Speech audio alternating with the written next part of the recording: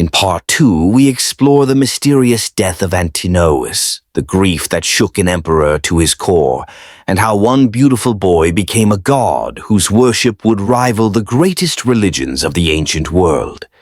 For the next few years, they were inseparable. Hadrian, the emperor of the world, a man who commanded legions, built cities, and shaped the destiny of millions. Antinous, the boy who captured his heart, barely 20, yet somehow holding the key to the most powerful man on earth. They traveled across the empire together, from the marble columns of Rome to the philosophical schools of Athens, from the great library of Alexandria to the ancient temples of Memphis. Wherever Hadrian went, Antinous followed, not as a servant, not as a political arrangement, but as something Rome had no name for, until one fateful journey, down the sacred waters of the Nile River. And what happened there, in the shadow of pyramids and beneath the gaze of ancient gods, would change history forever.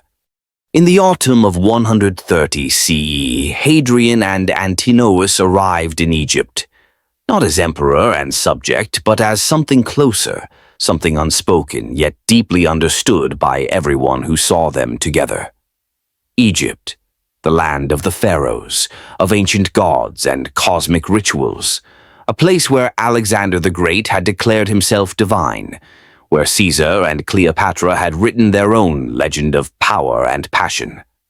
To Hadrian, Egypt represented the mystical edge of empire, a place where the lines between life and death blurred, where the natural and supernatural danced together under desert stars. And it was here, beneath the wide Egyptian sky, that their story reached its turning point. The imperial party joined the festival of Osiris, a celebration of death, resurrection, and eternal life. Ancient priests performed rituals that had been unchanged for thousands of years. Hadrian, ever the scholar, was fascinated by the ceremonies. Antinous, young and perhaps more sensitive to the spiritual weight of the moment, seemed changed by the experience. The festival told the story of Osiris, the god who died and was reborn, who gave his life so that others might live forever. Love, sacrifice, and immortality, themes that would soon take on a terrifying new meaning. Shortly after the festival, on October 30th, 130 CE, Antinous drowned in the Nile. He was no soldier facing battle. He wasn't sick or frail. He wasn't alone. The imperial court was with him. And yet, he was gone, swallowed by the same river that had witnessed the rise and fall of pharaohs for millennia. Was it an accident? A suicide born of some hidden despair? A sacrifice made in the name of love? The ancient sources give us fragments, whispers, theories that have echoed through history for nearly 2,000 years. Some writers, like Cassius Dio and Aurelius Victor, believed Antinous willingly gave his life to save Hadrian, offering himself in a sacred ritual to extend the emperor's life. They claimed he had consulted oracles, learned of a prophecy that demanded a great sacrifice, and chose to be that sacrifice. Others suggested it was suicide, that the young man, overwhelmed by the weight of his unique position, the impossible demands of loving an emperor, simply walked into the river's embrace. Still others whispered of political intrigue. Perhaps Antinous had become too influential, too beloved by the emperor. Perhaps there were those who saw him as a threat to the stability of the empire. But the simplest explanation might be the most heartbreaking. A young man, far from home, perhaps struggling with wine or the disorientation of travel, slipped into the dark waters of the Nile. Hadrian, for his part, said little about the circumstances, but what he did say was eternal. He declared Antinous divine. In Roman custom, only the Senate could deify someone, and only after careful deliberation. But Hadrian didn't wait for committees or political approval. He made Antinous a god, instantly, completely, irrevocably.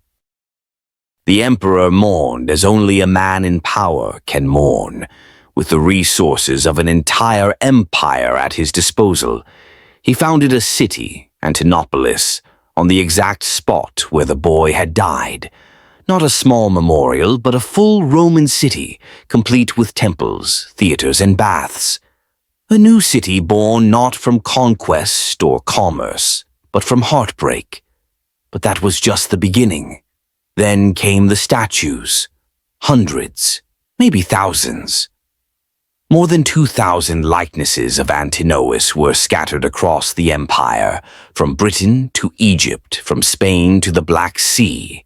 No youth in antiquity, not even Alexander the Great, had so many tributes carved in stone. These weren't just commemorative sculptures, they were religious icons.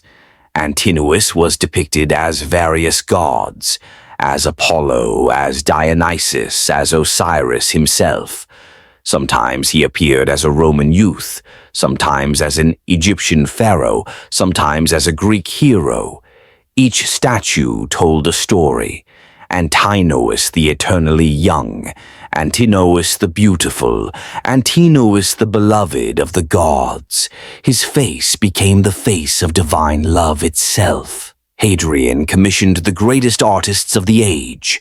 The sculptures were masterpieces of idealized beauty, smooth marble skin, perfect proportions, eyes that seemed to hold both infinite sadness and infinite hope. Antinous became a symbol of ideal beauty, a god of healing, a patron of the misunderstood, a new kind of divinity for a changing world. He wasn't a warrior god like Mars or a king of thunder like Jupiter. He was something softer, closer, more human. He was the god of love, loss, and the beauty that transcends death. Temples to Antinous sprung up from Egypt to Athens, from Rome to the distant provinces. Inscriptions, altars, and elaborate rituals followed in his wake. Worshippers believed he could bring fertility to barren fields, healing to the sick, even prophetic visions through dreams. His cult developed its own mysteries, its own sacred texts, its own hierarchy of priests and priestesses. The cult of Antinous offered something unique in the Roman world, a sanctuary for those who didn't fit Rome's rigid ideals. In a society that valued masculine strength above all else, Antinous represented sensitivity, beauty, and emotional depth. His temples became gathering places for artists, poets, and philosophers, for those who loved differently, who saw the world through different eyes, for anyone who had ever felt the pain of loving someone they couldn't have, or losing someone they couldn't live without.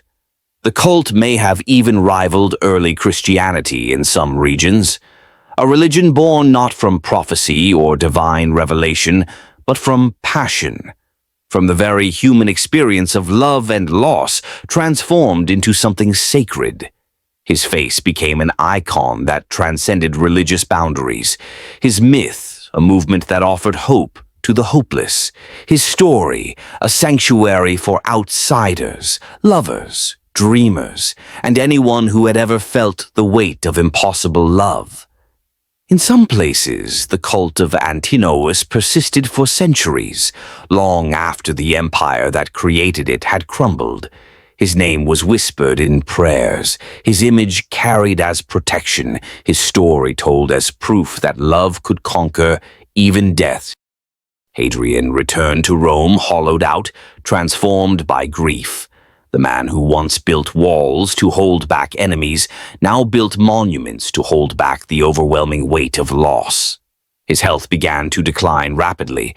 Some said it was the Egyptian climate, others pointed to his advancing age. But those close to him knew the truth.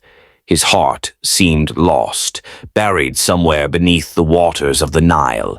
Yet even in his sorrow, Hadrian remained an emperor. He threw himself into the work of governance with a desperate intensity. He focused on preserving the empire, on securing succession, on ensuring that his life's work would outlast his broken heart. He named Antinous as his heir, but with a crucial condition, that young Marcus Aurelius be adopted next in line.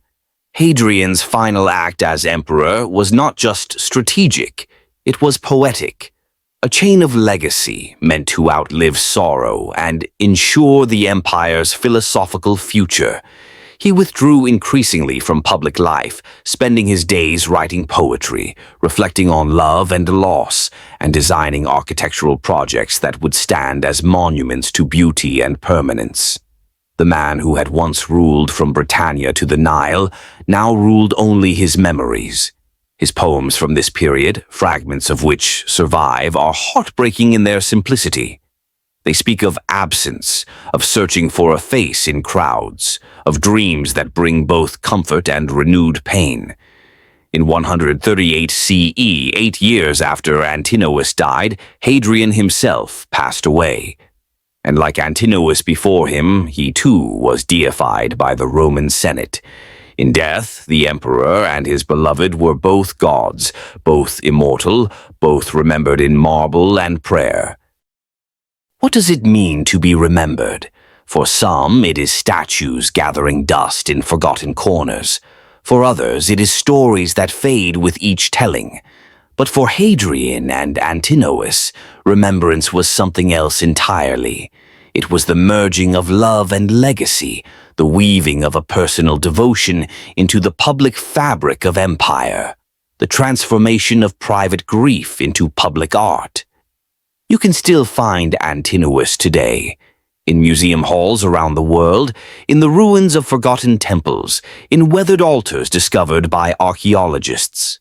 His face remains youthful and serene across continents and centuries. Even now, scholars debate the nature of their relationship. Was it political, philosophical, platonic, erotic? Was it the adoption of a son, the mentorship of a student, or the passion of lovers? But maybe it doesn't need to be defined. Maybe it's enough to say it was real. It was powerful enough to reshape an empire's understanding of love and loss. It was profound enough to create a new god and a new way of worshipping beauty itself. Hadrian ruled the greatest empire in the world. He built cities, conquered territories, and shaped the destiny of millions.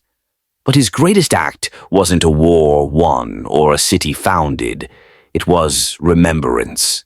It was the decision to make love eternal, to carve grief into marble, to transform personal loss into public art. Antinous' name, carved into temples and whispered in prayers, lived on long after the empire itself fell. Today you can still see his face, in sculptures, coins, fragments of marble scattered across museums worldwide. But more than that, you can feel his story.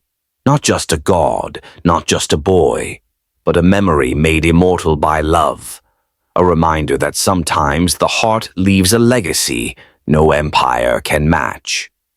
If you made it here, thank you for watching. Subscribe for more untold love stories from history, because the greatest empires rise and fall, but the greatest loves become legends that echo through eternity.